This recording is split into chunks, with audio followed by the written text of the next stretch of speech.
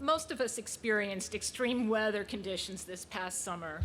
Extreme drought leading to wildfires in the West, including one of the largest fires in California history near Lake Tahoe.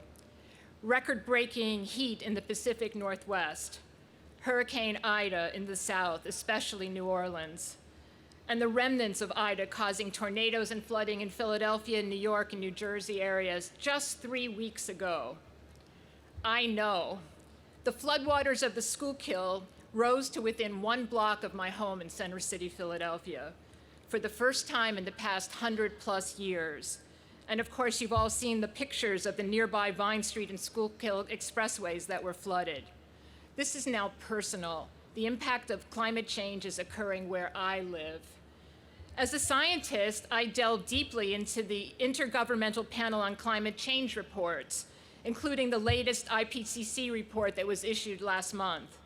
Let me urge you to read the reports for policymakers, just 3 pages long. But today, in 1.5 minutes, let me break it down to 3 words to stand out. Unequivocal.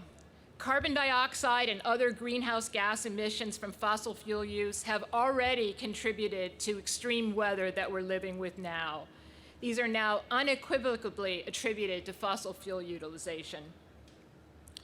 Irreversible. What we're living with now is our future for the next 20 to 30 years. We are already locked into this future. It is irreversible. We must adapt. And immediate. Past reports have always gone on to say at some point in the future, governments need to start lowering emissions from fossil fuel utilization. Actions needed for our children, our grandchildren, or generations to come.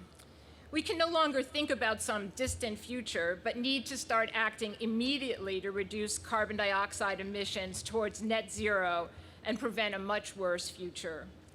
Let's take this recent flooding in Philadelphia and the climate change report as a call to action. From a foundation of local community and science, let's commit to actions that can change the trajectory towards a net zero carbon emission future. Thank you.